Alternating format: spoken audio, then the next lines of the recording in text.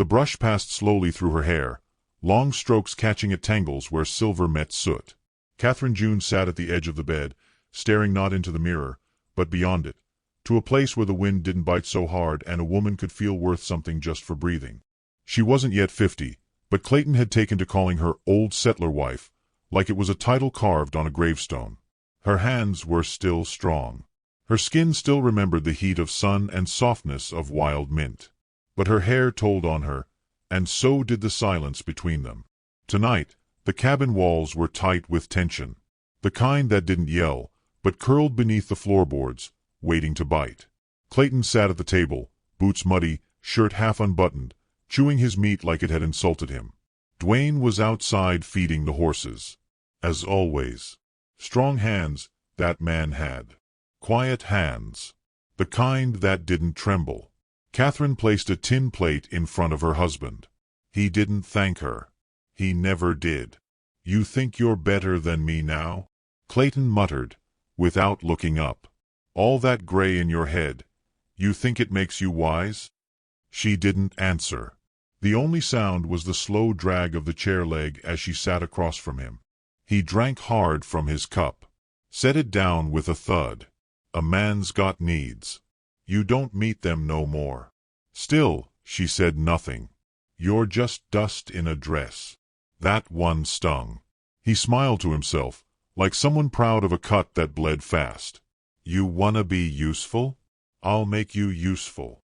Catherine watched him lean back, his boots on the floorboards like he owned the world. And maybe, in this stretch of prairie where law came late and decency came never, he did. "Dwayne," he called toward the door. "Come on in." She blinked once. Not in fear. Not yet. Just confusion. Like a deer hearing snow fall too loud. Dwayne stepped in, tall enough that the doorframe asked him to bow his head. His skin glistened with sweat from labor, his shirt soaked along the collar and back. He nodded politely, eyes lowered. Always respectful. Always silent. Clayton stood, stretching his arms wide. "Tonight, she's yours." The words dropped like an iron brand on warm skin. Dwayne didn't flinch. Just stood there, straight and dark and still. Catherine's heart didn't pound. It thudded low in her chest, like hooves on hollow earth. She looked from her husband to Dwayne, not fully understanding. Not until Clayton laughed, low and cruel. "You heard me. Take her to the shed. Use her. She's no wife of mine no more." She hadn't known a man could be turned into a weapon just by how he used his voice. Dwayne didn't move. Clayton stepped close to him, whispered something Catherine couldn't hear. Dwayne's jaw tightened, then relaxed again. He turned and walked out the door. Clayton looked at her. "Go on. He'll make a woman of you again." She stood slowly, refusing to rush, refusing to let her shame show. If she was to be dragged into the dirt, she'd do it standing. Outside, the sky was bruised purple. Stars began to blink open. The shed loomed near the barn, small, wooden, once used for feed and tools. It was cold there, even in spring. Dwayne was already inside when she reached it. A lantern glowed soft in the corner. He wasn't looking at her. He was sanding a piece of wood, long and curved, maybe part of a rocking chair, maybe something he never meant to finish. She stepped in. The door creaked shut behind her. He didn't speak, just pointed toward a folded blanket on a pile of hay in the far corner. A cup of water waited beside it. She stood near the wall, her back straight, arms wrapped around herself. The silence was unbearable, yet safe. Dwayne said nothing, did nothing. His hands moved slow across the grain of the wood, his breathing calm. "I'm not here for that," she said finally, voice like cracked porcelain. "I know." "Then why?" "'Cause if I refuse, he'll beat me." She nodded once. A woman who knew about beatings. Not from fists. From words. From nights spent wondering if she'd done something too small or too much. The air smelled of wood shavings, old sweat, and dignity. "I won't touch you," Dwayne said. "I know," she whispered. She sat on the blanket, pulling it tight around her. A cold draft pushed through the cracks in the wall. Somewhere far off, a wolf howled, not hungry, but lonely. He kept sanding, not rushing. "I used to want children," she murmured, unsure why she said it aloud. He paused. "But they never came. Not one." Dwayne turned his head slightly. His eyes met hers for the first time. They were deep, dark, and without pity. "Maybe that wasn't your fault." She blinked. "No one ever said that to me." He returned to his work. "Don't mean it ain't true." They stayed like that, two souls exiled by the same man, two lives made to carry other people's weight. Eventually, Dwayne set down the wood and stretched out on the floor beside the door. Not beside her. Not even close. She watched him from the hay. "Thank you," she said. He didn't reply. But his silence wasn't cruel like Clayton's. It was full of something sacred. In the dark, Catherine let her eyes close. The hay prickled against her back. The blanket barely held the chill. But she didn't cry. Or maybe she did, and just didn't notice. The lantern hissed low as the oil ran out. Hours passed. At some point, the moon slanted through the slats of the shed. Dwayne shifted in his sleep, hand resting near the carved wood.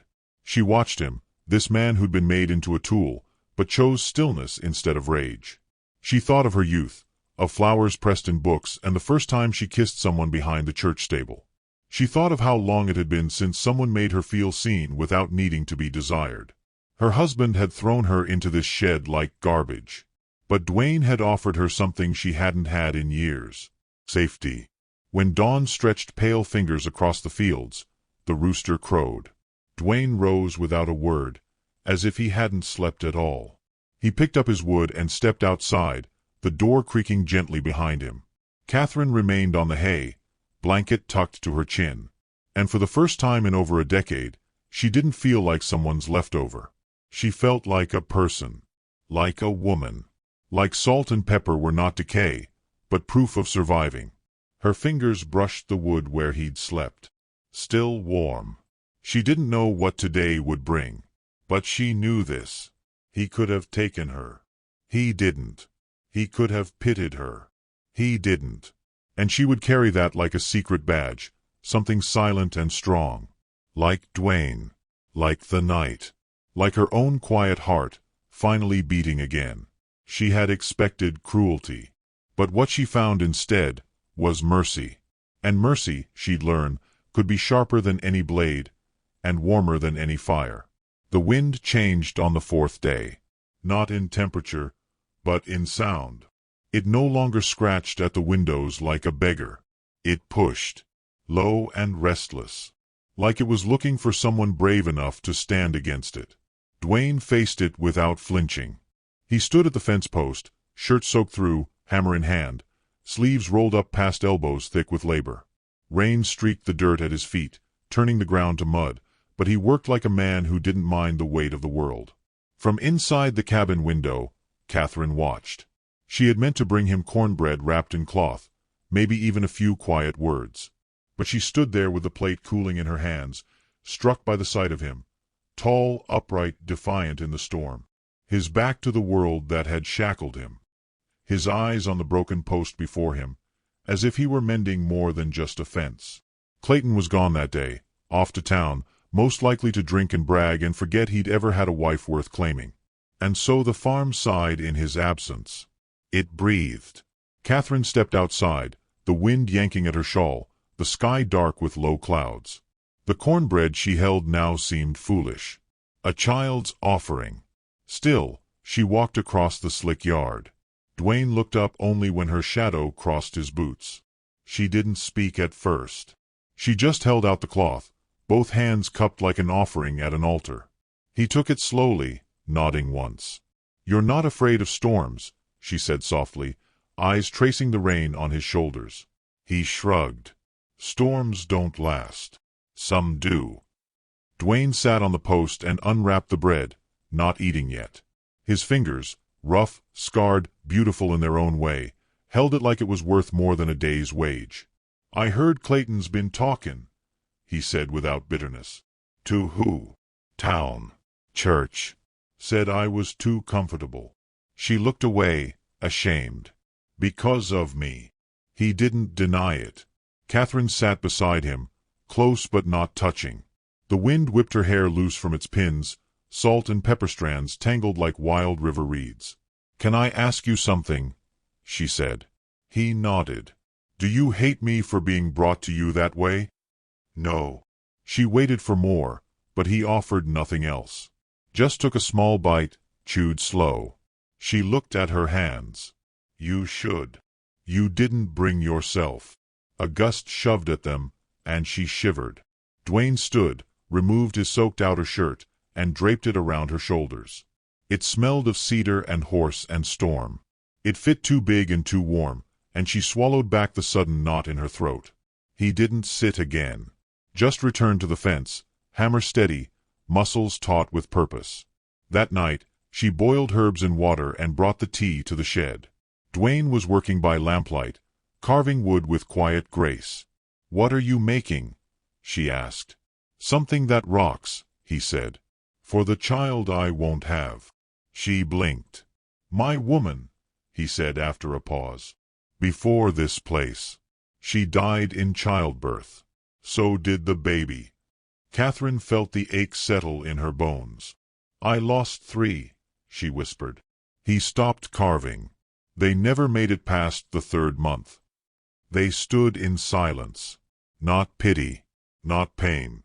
Just the kind of silence two people share when the past has already burned all the loud things away. She handed him the tea. He took it gently, fingers brushing hers just enough to spark heat in the chill. "I want to help," she said. "With the carving. With anything. I'm tired of sitting still." The next morning, she followed him into the barn. He showed her how to twist wire for the corral gate, how to stroke the mare's neck in a way that earned her trust. Her hands, once delicate and useless, began to crack and darken. And yet, she never felt more alive. Dwayne would nod in approval sometimes. Not praise, not compliments. Just quiet acknowledgement. He carved her a spoon one night. Left it on the corner shelf of the shed. No note. Just polished cherry wood, curved like a crescent moon. She held it like a secret. The town noticed. One afternoon, Catherine passed through the mercantile. Delilah caught her, draped in moral lace and judgment, stared with narrowed eyes.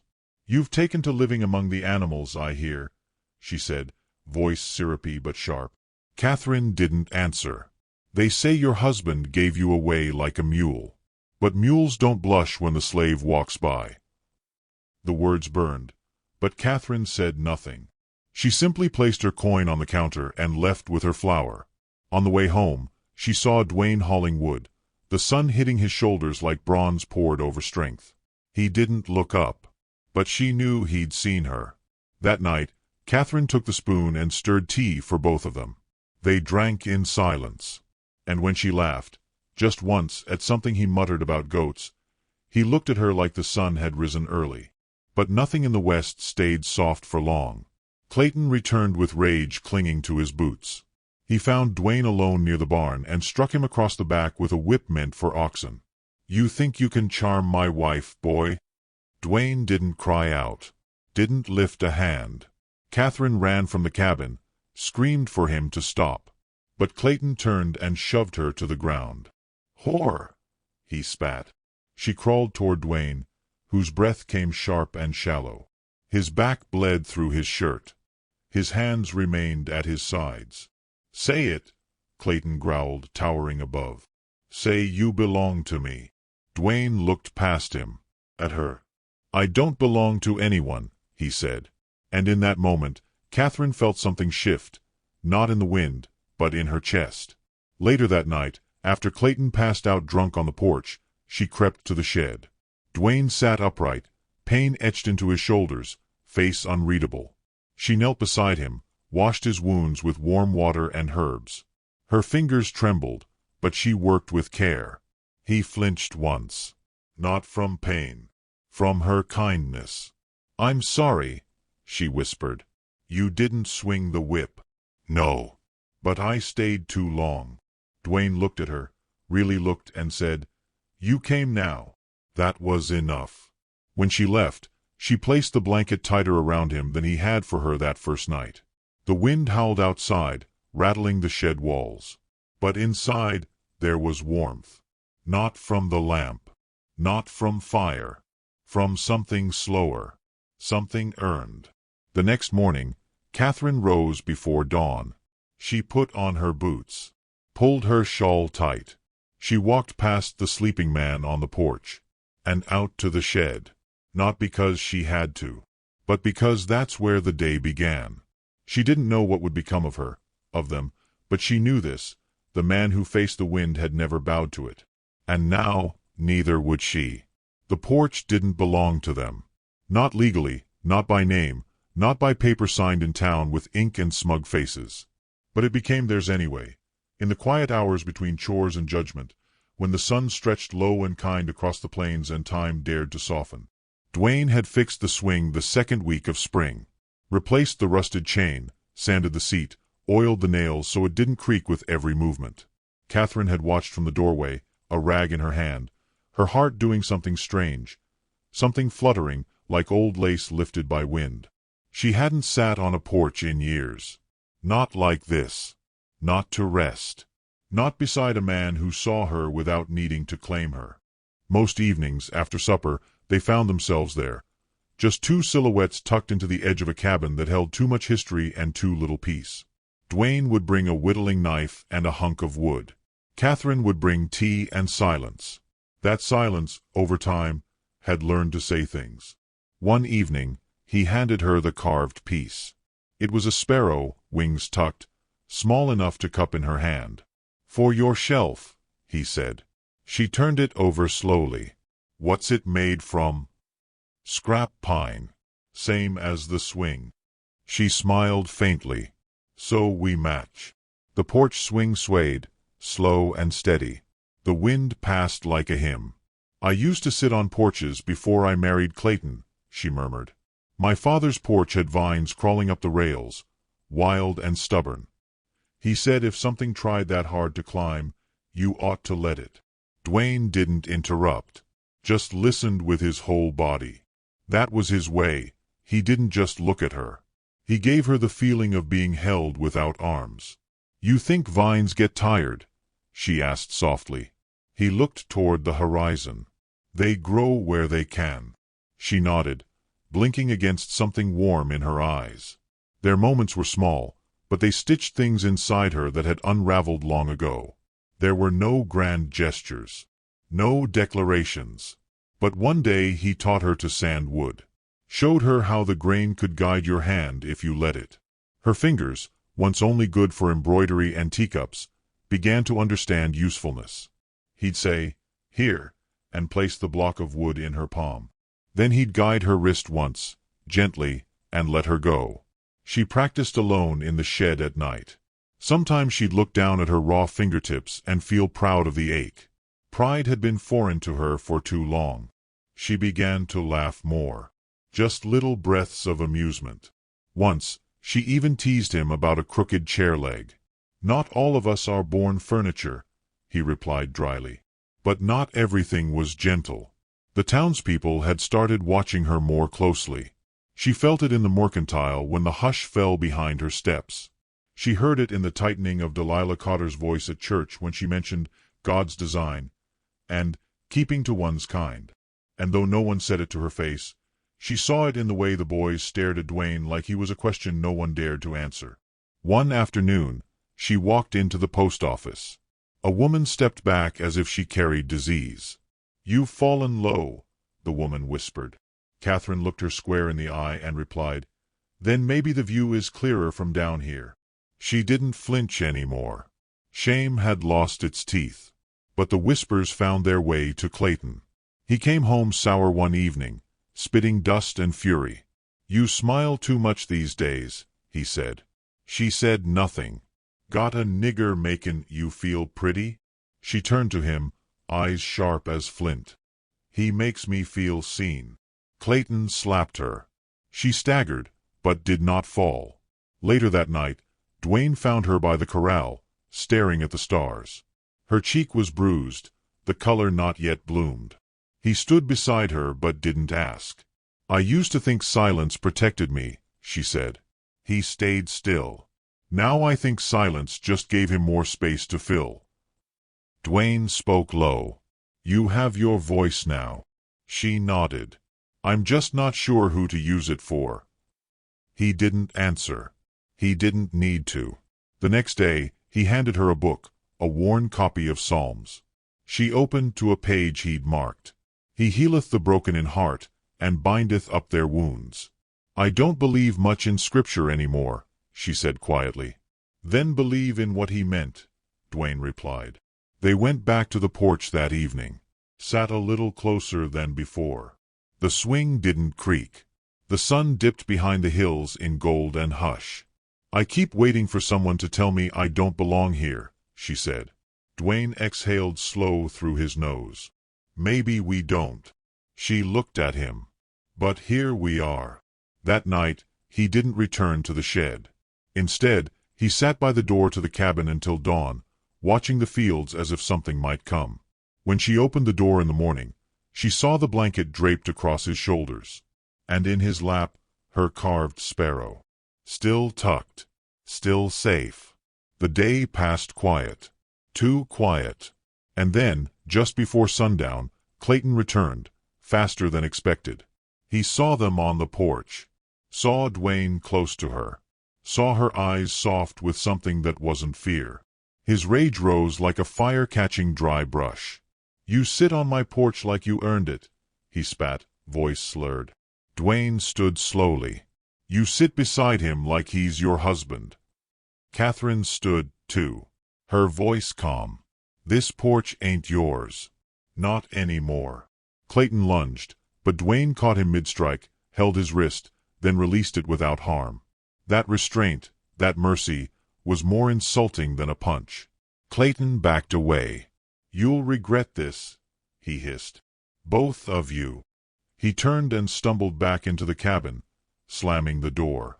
Catherine's hands trembled, but not with fear. With something electric. Dwayne watched the sky, already darkening. "We should be ready," he said. She didn't ask for what. She already knew. The porch didn't belong to them.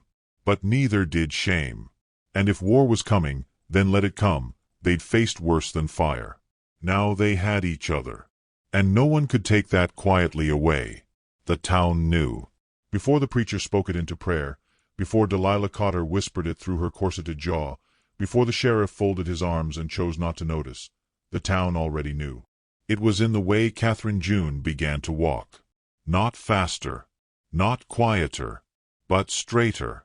As if she'd remembered the shape of her own spine. It was in the way Dwayne stood when she approached. Not as servant. Not as labor. But as someone worth meeting halfway. And it was in the biscuit. One warm afternoon, she'd placed it in a cloth napkin and brought it to him in the barn. He was brushing down a gelding, his sleeves rolled, arms gleaming with dust and sweat. She didn't say much, just handed it over. He took it with both hands, nodding as if she'd passed him something holy. Delilah had seen from her buggy, slowed just enough to catch the moment. By sunset, tongues moved faster than horses. Clayton returned the next day, face hard as nails, his pride bruised beyond repair. "She's in the barn feedin' him biscuits," he spat to the sheriff, who only sighed and rubbed his temples. "She's your wife, Clay. Not the law's problem. He's a slave." The sheriff's voice dropped. "He's still a man." Clayton left without his whiskey. That night, he didn't sleep. Catherine heard him pacing, boots on pine, slow and seething. She stayed silent, until he burst through her door just before dawn. "You've shamed me." She looked up from her cup of tea. "I was yours when you sold me like livestock. You ain't never been sold. You just didn't take payment." He slapped the cup from her hand. It shattered like something symbolic. That Sunday, he dragged her to church. The congregation parted like the Red Sea. Dwayne stood near the rear, arms folded, eyes calm. He wore a clean shirt. He had combed his hair. Catherine walked beside her husband, chin high, though her wrist throbbed from where he'd gripped it. The preacher was mid-sermon. Clayton marched to the front. "I got a matter needs speakin'," he barked.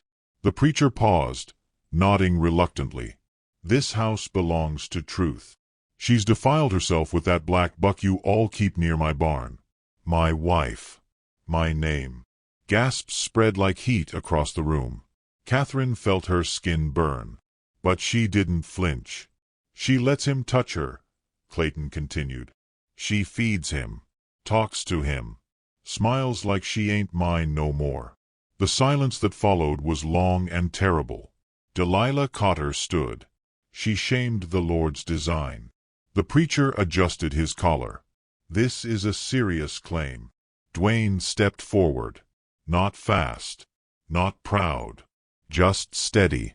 "I touched her only with kindness," he said. "If that's sin, then so be it." Clayton turned, fist raised, but Catherine stepped between them. She didn't cry, didn't plead. "He has more God in his silence than you ever had in your shouts," she said. The room froze. Clayton struck her, palm hard across her face. A collective gasp, but not one moved to stop him. Dwayne took a single step forward. The preacher lifted his hand. "Not here," he warned. "Not in the Lord's house." Catherine stood, cheeks red from more than the slap. She met the gaze of every person there. "You all see it," she said, "and you do nothing." A child cried in the back pew. A woman sniffled. But no one stepped forward. Dwayne reached her side, offered his arm. She took it. Together they walked out, through the aisle, past the wooden doors, into the wide, unforgiving sunlight. The doors closed behind them like a verdict. From that moment, the town turned colder. At the mercantile, no one weighed her sugar. At the well, the buckets were lifted before she arrived. In silence, they cast her out. And in silence, she endured. Dwayne worked the fields like nothing had changed. But something had. He looked toward the road more often. Slept lighter. One morning, Catherine found a burnt cross at the edge of the property. Just ashen wood and the smell of hatred. Dwayne buried it. She planted sage there. Clayton began to disappear more. Days at a time. He'd return meaner, sweatier, filled with quiet resentment that boiled under his skin. "Mark my words," he told her once. "The town won't forget." "I hope it does," she answered. "It forgets everything that matters." He nearly hit her again, but didn't. Dwayne began building a second shed, further from the main house. Not to hide, but to prepare. "You think they'll come?" she asked. "They already did," he said, meaning the church, meaning the stairs, meaning the burned cross. Catherine began sleeping with her boots nearby. But there were moments, still, when joy lived. They danced once. In the barn, after the horses were fed. A fiddle record played faintly from a crankbox. She had no grace left in her bones, but he didn't mind. He led with 2 fingers and a grin. "You're lighter than I thought," he said. "And you're heavier than you look," she teased. They laughed, real, deep, defiant. Love, in such a place, was more than survival. It was rebellion. But rebellion has a cost. It came one evening when the clouds hung too low and the birds disappeared early. Catherine was on the porch. The swing swayed with her breath. Dwayne had gone to chop kindling near the fence. Clayton rode in with 2 men, faces she didn't recognize. Rough hands. Eyes like broken bottles. She stood as they dismounted. "What is this?" she asked. "An undoing," Clayton sneered. One man held a rope. The other had a rifle. Dwayne saw them and dropped the axe. He walked toward the cabin, slow and deliberate. Catherine stepped between them and the porch. "Leave." "Step aside, woman," the rifleman growled. Clayton grinned. "She belongs to no one, remember? Said it herself." Dwayne stopped beside her. "You going to kill me in front of her?" he asked. Clayton stepped closer. I'm going to reclaim what's mine. Catherine didn't move. You already lost it. In that instant, something unspoken passed between the three of them. The man with the rope hesitated. You didn't say nothing about no woman standing guard, he muttered. Clayton snarled. You scared of her? Dwayne shifted. No, the man said. I'm scared of what a woman does when she's got nothing left to lose. The rifleman lowered his gun. Dwayne exhaled. Clayton stared, fury burning in his throat. But he couldn't move. Not with the others stalling. Not with her standing so still. Y'all cowards, he hissed. And just like that, they left. Not fast, but with the defeat of men who had failed to break what they thought was already broken. Clayton turned last. You think you won, he spat. No, Dwayne said. We just stopped losing. That night, Catherine didn't sleep. She stood at the edge of the porch until the moon sank low. Dwayne joined her, wrapping the shawl around her shoulders.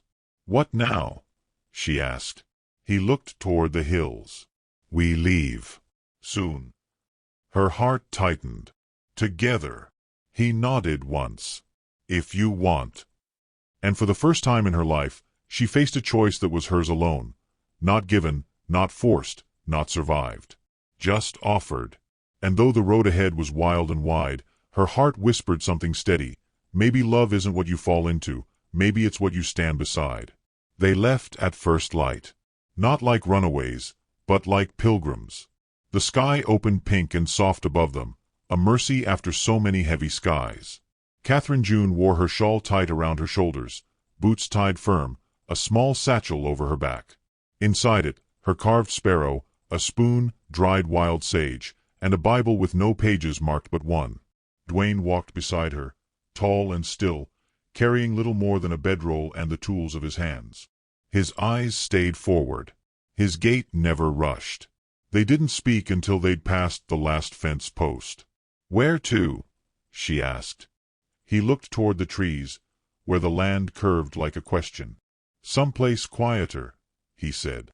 They walked until the town was a smear of roofs and smoke behind them. The land opened wide. Empty fields. Abandoned wells. An old trail used by trappers and folks who'd already lost too much. By the second day, their feet blistered. By the third, they'd run low on food. But Catherine never once looked back. At night, they camped beneath the stars. Not for warmth. For truth. Because there, wrapped in the hush of sky, everything felt honest. Her age. His scars. The strange peace between them. Dwayne built fires like he was born to it. Sparks rose like prayer. Catherine told him once, in a whisper, I used to think love had to announce itself. Loud. With kisses and tears. I was wrong. He nodded. Loud things fade. They shared bread when they had it, wild berries when they didn't. He caught a rabbit once. Cooked it over the fire. She closed her eyes when she ate. Not from guilt. From gratitude. She hadn't been fed with care in 20 years.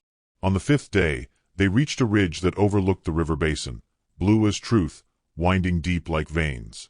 And there it was. A shack. Weathered, roof half sunken, bones of a home waiting to be remembered. Dwayne stopped and studied it. This could work, he said. Catherine looked around. No paths. No watchers. Just wind and sky and time. She nodded. It already does.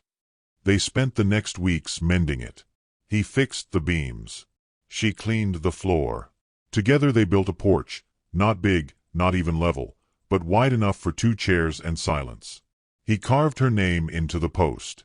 Catherine June, spelled right, shaped smooth. She ran her fingers over it, then carved beside it, Dwayne. No last names. No owners. Just them. They planted onions and corn in a crooked garden bed. Hung dried herbs near the door. Found joy in the ordinary. Sometimes they sat close enough for her arm to rest against his. Sometimes they didn't. One evening, after supper, Dwayne handed her something. A folded paper, dirty at the edges. She opened it. A freedom paper. "You've had this?" she asked. "For some time. Wasn't safe to carry before." "It's real." He nodded. "You're a free man?" "I always was," he said. "But now the law agrees." She smiled and held the paper to her chest. "Would have loved you either way," she said. His eyes softened. "I know." Then came spring rain, weeks of it. Soft, then harsh, then soft again. The shack held firm. Their garden grew. And then came the knock. Not loud. Just one fist. 3 times. Dwayne reached for the door. Catherine stood behind him, breath still. A young boy. 12, maybe. Soaked to the skin. Shivering. "Are you the man named Dwayne?" he asked. "I am." "Town's talkin'. Said you ran off with a settler's wife. Said there's a reward." Catherine's heart clenched. Dwayne kneeled. "You bring others with you?" "No, sir. But others are comin'. Sheriff's men. Maybe more." Catherine stepped forward. "You hungry?" The boy blinked.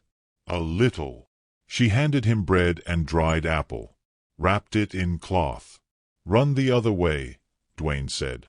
"Don't stop for 3 miles. Don't look back." The boy nodded. "You don't seem bad." Dwayne smiled, slow. "That's 'cause we ain't." The boy left, food under arm, hair dripping. That night, they didn't sleep. They packed little, just what mattered. Left the garden, the chairs, the carved names on the porch. They made it to the trees before the dogs came. 3 riders. 1 with a lantern. 2 with rifles. The sheriff among them. "Dwayne Freeman," the sheriff called. "You got 2 choices. Come with us quiet, or we come in loud." Dwayne stopped walking, turned slowly. Catherine grabbed his hand, held it tight. The sheriff dismounted. "You're harborin' stolen property," he told her. "I'm nobody's property," she said. He motioned to the men. "Take her." One moved forward. Dwayne stepped between. The man raised his rifle, but Dwayne didn't flinch. The second man hesitated. "She ain't your business," the sheriff barked. "She's my home," Dwayne said. The first man pulled his rifle up, but before he could aim, the boy from earlier burst from the trees, screaming. "She's pregnant." The world stopped. Everyone froze. Catherine's eyes went wide. "What?" The boy pointed. "She's carryin' a child. From him." That's why they ran. It wasn't true.